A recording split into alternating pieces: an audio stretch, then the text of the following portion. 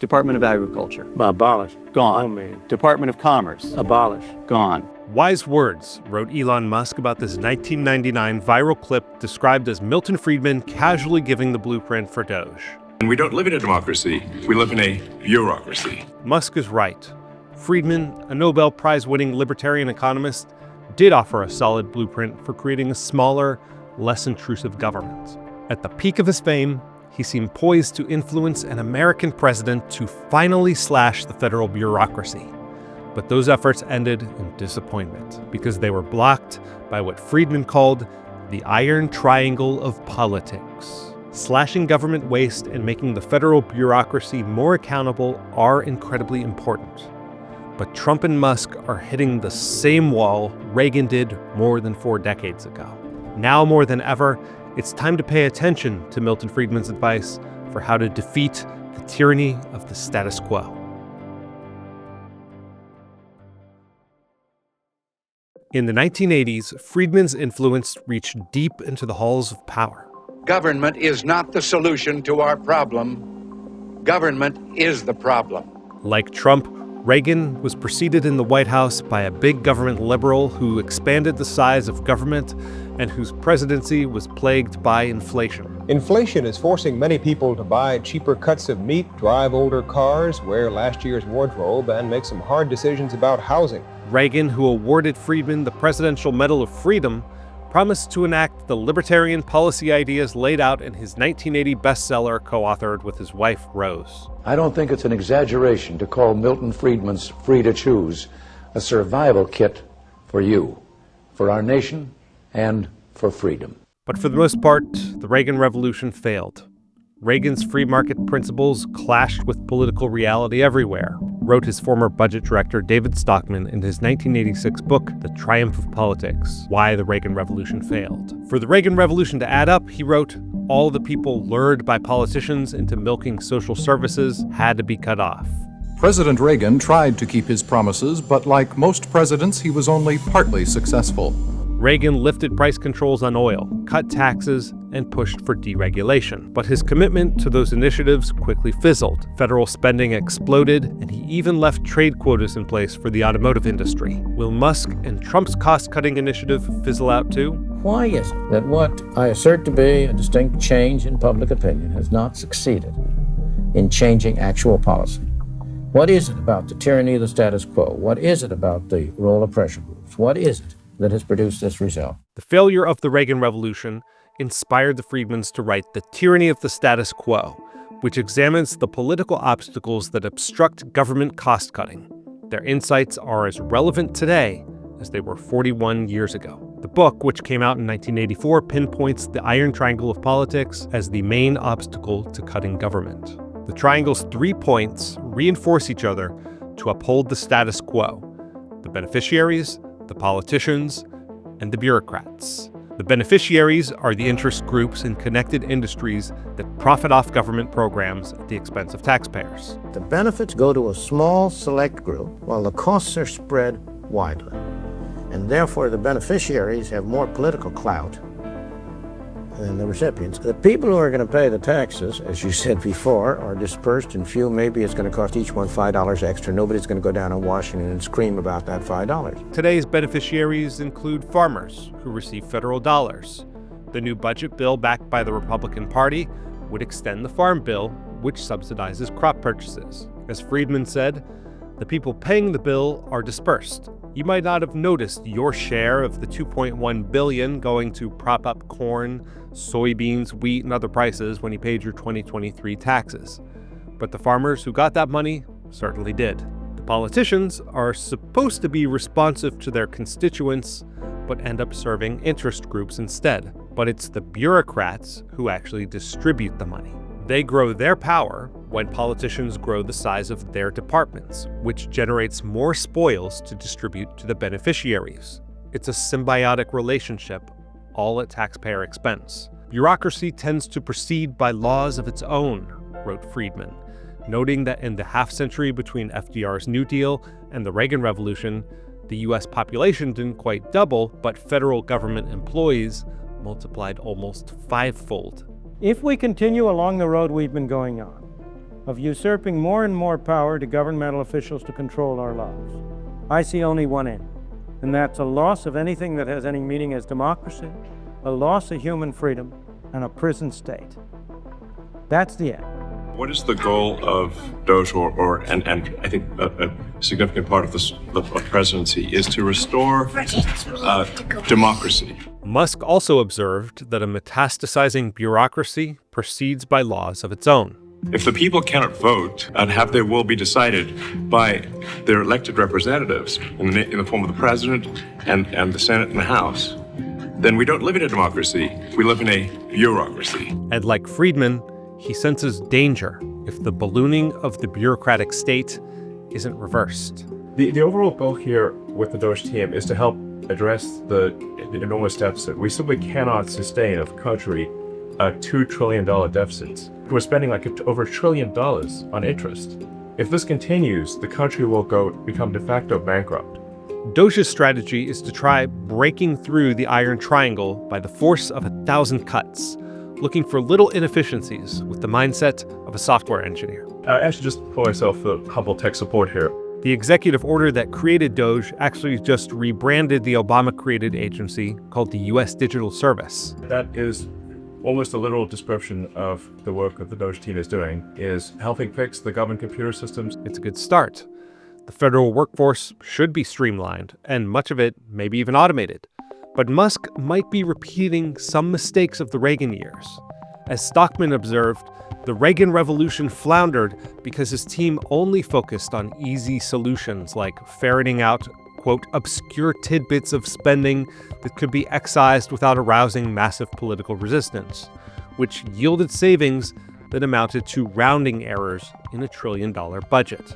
To make real progress on cutting spending, the cost reduction must go deeper than tech support could manage on its own. Friedman knew that the path to shrinking the federal government began with abolishing federal agencies. Housing and Urban Development. Out. Department of Agriculture. Abolish. Gone. I mean, Department of Commerce. abolish. Gone. Department of Education. Abolish. Gone. Trump has already shut down the Department of Education. Kind of. His executive order directs the education secretary to draw up plans to eliminate or shift some spending to other departments. It keeps major spending like federal student loans intact, and a total dismantling will require Congress to act. The Trump administration has made severe cuts to USAID, and it defunded the Consumer Financial Protection Bureau, brainchild of Elizabeth Warren, which made access to credit and banking more difficult for low-income customers. DOGE also enticed 75,000 federal workers to resign, but many of these cost-cutting initiatives have been challenged in court. Truly eliminating federal agencies requires congressional action. Because Trump holds only slim congressional majorities and didn't win on a platform to slash government, he won't be able to eliminate entire federal departments like commerce or agriculture. But what would happen if the Trump administration had really followed the Friedman blueprint, learned from the shortcomings of the Reagan Revolution, and created a political movement capable of pressuring Congress to finally start permanently eliminating entire agencies? Friedman says it would actually make the federal government function better by narrowly focusing on providing what state governments and the private sector can't.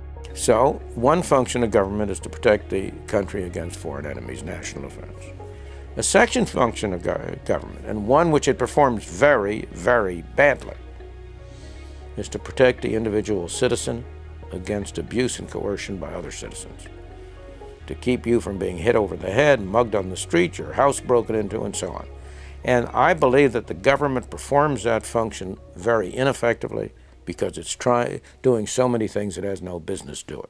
Musk wields a chainsaw gifted to him by Argentina's libertarian president, Javier Milei, who more closely followed the Friedman blueprint by targeting the beneficiaries in the bureaucracy, which he calls La Casta.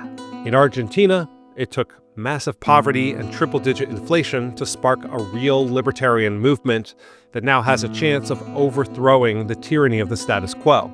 We don't want to wait for things to get that bad. Governments around the world should be actively deleting regulations, questioning whether departments exist. Obviously, President Milei seems to be doing a fantastic job on this front, just deleting things, deleting entire departments. Fantastic. Yes. Fantastic indeed. But how to overcome the iron triangle in the American system? DOGE can't legally delete entire departments. DOGE's website claimed $105 billion in cuts out of its $2 trillion goal as of early March 2025. But they haven't provided full documentation, and various media and open source analyses have ballparked DOGE's total savings as more in the $2 to $7 billion range. Either way, DOGE isn't anywhere close to reaching its goal of cutting $2 trillion in government spending, or almost 30% of the $7 trillion annual budget. The CBO found the deficit grew 5% in February compared to the previous year, despite DOGE's early cuts. Meanwhile, the Republican majority is growing spending by passing a budget projected to add $3.4 trillion to our $28.8 trillion debt over the next decade. And we haven't even talked about Social Security and Medicare, which are the major drivers of debt, and which Trump has promised not to touch. Can you guarantee that Medicare, Medicaid, Social Security will not be touched? Yeah, I mean, I have said it so many times, you shouldn't be asking me that question. As Stockman came to realize, this is a bipartisan problem. They're bad. Okay, on that issue, there isn't any difference.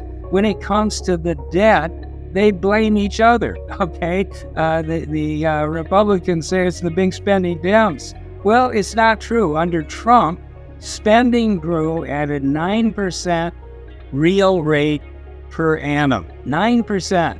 Obama was 5%. Reagan, my man, was 3%. The average in the post-war period, going all the way back to Eisenhower, is 2.5%. How in the world can we keep adding $1 trillion to our public debt every 3 months? How are we going to get away with basically enslaving the next generation of Americans with debt? The only way to break the iron triangle, Friedman suggested, is to push through deep structural reforms that are hard to overturn. A balanced budget amendment that forces Congress to spend responsibly, a line item veto allowing a president to eliminate special interest handouts without scrapping an otherwise popular law, a flat tax to eliminate special interest carve-outs, and a hard limit on how much money the government can print each year. Sounds easy, right? Of course it isn't. Friedman believes that to defeat the iron triangle, a popular politician must break free of the grip of the triangle's other 2 points. A new president with a broad popular mandate and a bully pulpit is in a unique position to push the kind of radical but necessary reforms needed to cut government. And it all must happen, says Friedman, within the first 6-month honeymoon period. Whether in the United States, Great Britain, France, or Germany, a new administration has just about 6 months to make major changes that will benefit the community at large. Those changes will have bad effects on small concentrated groups. The bad effects will be visible and immediate. The good effects will be less visible, take longer to manifest themselves, and longer to be recognized. Unless the occupant of that house, Republican or Democrat, makes such changes in the first few months after being elected or re-elected, the tyranny of the status quo will assert itself and prevent further change. Trump entered his second term with a bold and disruptive plan. But he's spending his political capital unwinding America's global trade and defense partnerships, not on slashing spending. To really cut the government, Friedman says you must capture the White House with a plan to cut spending and then make it harder to spend more. Trump isn't fighting that battle. He went to war with Congressman Thomas Massie for opposing the GOP's bloated budget. If the Republican plan passes under the rosiest assumptions, which aren't even true, we're going to add $328 billion to the deficit this year. We're going to add $295 billion to the deficit the year after that, and $242 billion to the deficit after that, under the rosiest assumptions. Why would I vote for that? And with Trump's tariffs throwing the market into turmoil, legal challenges to his executive action piling up, and his popularity already waning, the honeymoon is already over.